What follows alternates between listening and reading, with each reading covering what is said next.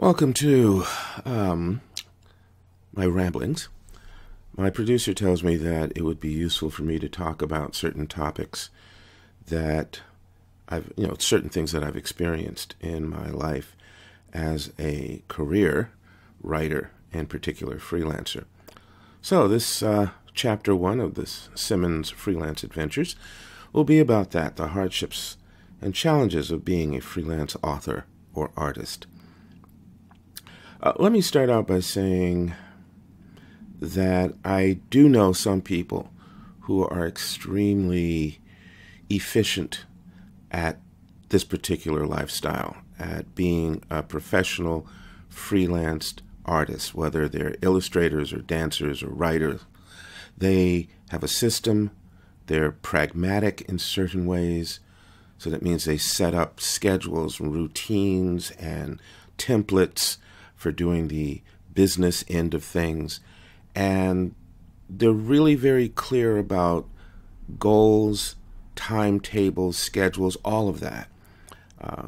That sort of goes into that left brain, right brain thinking. There are a few who are not as good, and so they have, as quickly as possible, hired someone to do that. So they have an advisor or a mentor or a business manager or an agent, and they try and move through their careers, fulfilling their own personal needs and artistic goals and desires, at the same time following a prescribed construct or structure that their mentor or manager or so forth designs for them. I mean, again, ultimately, if you're one of those dedicated, passionate artists, your main goal is to create. If you're practical, you realize that in order to be able to create, you have to also have an income so that you have a roof over your head, food in your stomach, and so forth. But let's just talk about sort of the happy-go-lucky, I'm in it and I'm doing my best kind of freelancer, which is pretty much what I am.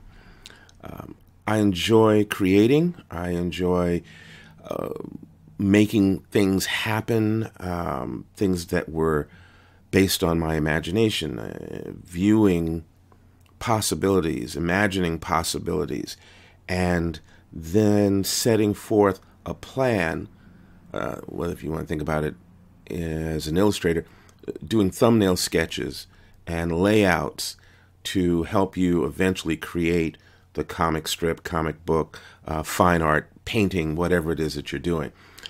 For me, it would be writing that great whatever, and I'll mention the categories I've gone into in a minute. So basically, because it was always a lot about the joy and the fun and the passion of creating, I would come up with something and then immediately leap into it and just get caught up in the challenge of making it manifest, making it happen.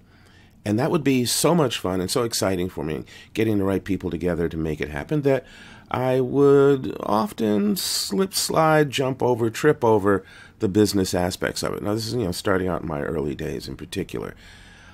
I started out in theater as an actor, coming straight out of high school, as a matter of fact. I knew that performing was something I wanted to do.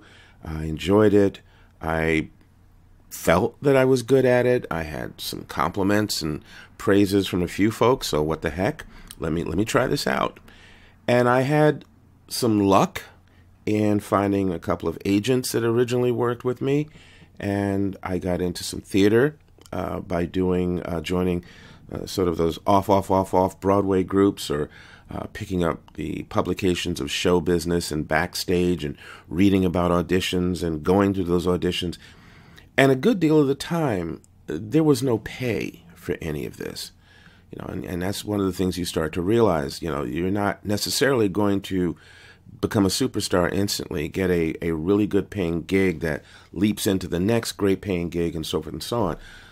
So because of the fact that, just to add a little personal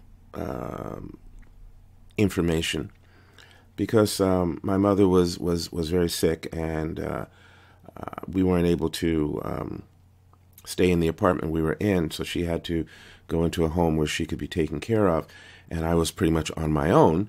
I realized that paying rent was necessary. Having some sort of money to buy food and stuff was absolutely necessary. Starving artist really wears thin pretty quickly. So I did a lot of temp jobs. So again, practicality demanded that I make some money. But my heart, my passion, my major parts of my thought process were not in that. It was in the creating. You learn from that kind of thinking. You do learn that, okay, temp jobs, part-time jobs, waitressing, maybe you can work in an office, maybe you do some sort of manual labor, hauling this, carting that, stocking, whatever. You do those things to make sure you have some money so that you can afford to pursue your real dream. That is necessary, absolutely. But again, you want to be clear about what your goals are. Be realistic. And at first I wasn't. I would say, again, not thinking I was going to be a superstar, but I was so caught up in learning to perform and doing plays and getting into film and doing voiceovers and all of that, that I really wasn't setting out a plan. So what you run into when you work that way is some good moments where things are stable and consistent and comfortable, and then a major crater. You fall right into it. You're not making any money because there isn't a part-time job or something temporary, and you wind up in debt. You can possibly lose your home or your apartment or wherever the heck it is you're staying. You're not eating much, if at all. These are all things that I faced. And you are relying more than you would like on the kindness of friends and strangers. And this doesn't mean anything, nasty or seedy. It means really your buddies, your friends, your family are giving you handouts, or they're letting you sleep on the couch and so forth. So I went through a period of this and hated it. I hated it primarily because I felt pretty much like a loser. I felt pretty much like a leech, and that wasn't comfortable at all. I guess there's some folks that are comfortable with that, but no, I wasn't. So there was this point where I realized I had to make a decision, and that decision was continue to do this and hope that something comes together, or find a full-time job that would allow me to stabilize my life a bit and then move forward towards my goals. So I never lost sight of my goals, my real dream, my real passion. But practicality does rule sometimes. So as a freelance artist, again, you have two choices, especially in the early days. You can find some sort of work that allows you to take care of your needs, your basic needs, while pursuing your dreams and goals. Or you can throw yourself out there and hope that it all comes together, and if it doesn't, hope that you don't fall into a hole so deep you can't climb out of. So I put that forward as something to consider seriously when you pursue this. Now, let me also add that upon realizing that we all have practical responsibilities, that we do have to keep ourselves in some sort of a living space and clothing and food and all of that, and that maybe our dreams and goals aren't coming together as quickly as we might like, we fall to sometimes, depression or sadness. We give up, and that makes for an unhappy human being too. And there are ways that you can come out of that and continue on a pretty much straight 9-to-5 kind of path and find some happiness and comfort in that. But if you are really, truly pursuing an artistic life, you really want to create, you really want to entertain, that's really what you want to do, and you fall into hard times, you have to keep track of what it is you're really shooting for. What's the big goal? What's the big dream? How do you get to that? You have to hold on to that, because that will help you understand and tolerate some of the practical things you will have to do to get there. Okay, so you're pursuing your goal. You stabilized your life, or it's stable enough that you can go after the writing or performing that you want to do. You can go after those shows, those auditions, those writing assignments, whatever. How? Okay, one of the things that I find easiest for me is talking to people. I'm what you would call a personable individual. And it's not a judgment of being good or bad at it. It's just simply, I enjoy doing it. I'm comfortable doing that. I'm comfortable meeting people for the first time. And that is a useful place to be, a useful skill to have in pursuing a career where you are constantly meeting new people. If you're a freelance writer, freelance now, you have to not only get an assignment and work with people and turn it into an editor, after you've completed it and hopefully completed it on time and establishing all of that, you also then have to go after that next assignment and the next and the next and the next. If your writing involves research or interviewing people, you have to be able to talk to those people. You have to be able to go wherever to get the information you need and make the folks you talk to reasonably comfortable sharing their expertise or their lives or whatever with you. So having a certain degree of comfort being polite, professional, personable, that's a good thing. I want to give you an example of what it's like to believe that you can do something without having any real practical experience of it, and how presentation can make it a great experience or a really lame one. I was 13 years old, and I went to a neighborhood junior high school on the west side of Manhattan. And I read Archie comics and some of the other comic books, but in particular there was an Archie story where the gang and their whole class were taken on a trip to France. Don't really remember exactly what company or what corporation made that possible, but somehow the gang wound up with this trip to Europe. And as a boy who had grown up not only watching the regular cartoon shows and things, but also a lot of the foreign syndicated TV shows that were on at that time, I wanted to see the rest of the world. I wanted to go to Europe and Africa and wherever else I could.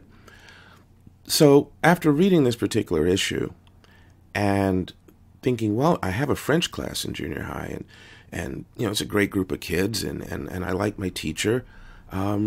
Maybe I could, figure out a way to get us over to Europe on a trip, a class trip.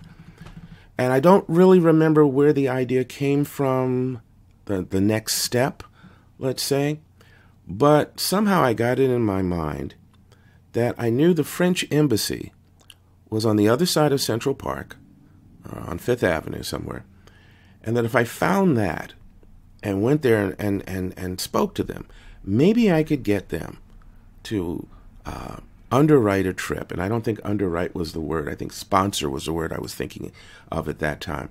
Get them to sponsor a trip for my class to their country. So I actually located where the French embassy was. Now, you have to understand, I was about 13 or 14. I walked across the park. I vaguely remember that. It was the autumn. A lot of the grass was already sort of brown and so forth. And I think it had rained a few days before, because I remember a lot of the earth I covered was dark and some of it wet. So it just shows you how certain images stay with you. And I came out on Fifth Avenue, found the building, which was very impressive looking. Don't really remember being nervous or scared, but I probably was a little bit. But I boldly wandered into the building. I must have said something to get past the reception area, and I was ushered into a room with a French gentleman and a French lady. I don't remember what their positions were there, probably something to do with public relations. And I verbally presented my idea to them.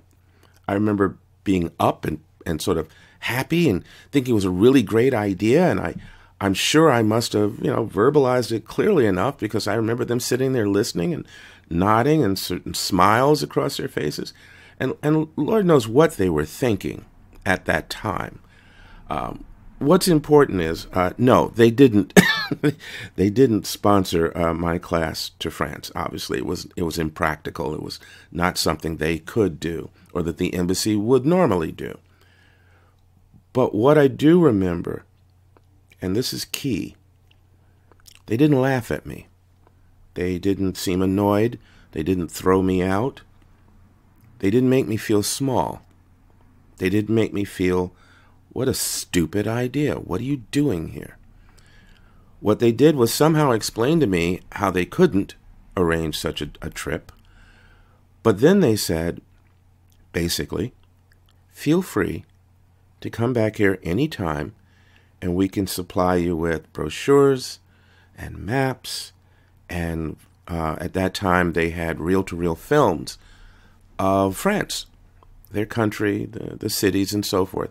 And I could borrow those films anytime I wanted to. And so that's what I did. And I remember walking back across the park, and I know I was disappointed that, gee, we weren't going to France. But I somehow remember feeling really elated that I now had this, I don't know what I thought of it as at the time, but obviously this connection, this open door to the French embassy, to a structure, a business that represented another country across the Atlantic Ocean.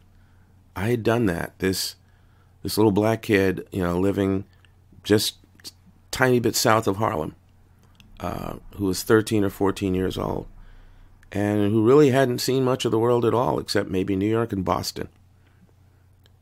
How you feel about yourself, how you feel about your goals and your dreams, your ideas, is absolutely key to how you approach them and how you present yourself, whether you're just starting out and you don't have any professional credits, or you are a professional, and you need to remember that. How you present yourself will often be the main ticket to getting an assignment, building a successful relationship with a company or a business or another individual, or losing it all. So keep in mind, personality, professionalism are key, especially when you're freelance. And pretty much every week of your life, you need to be ready to get an assignment, finish it, and get the next. The next. The next. Well, it's time for me to move along. It's been fun.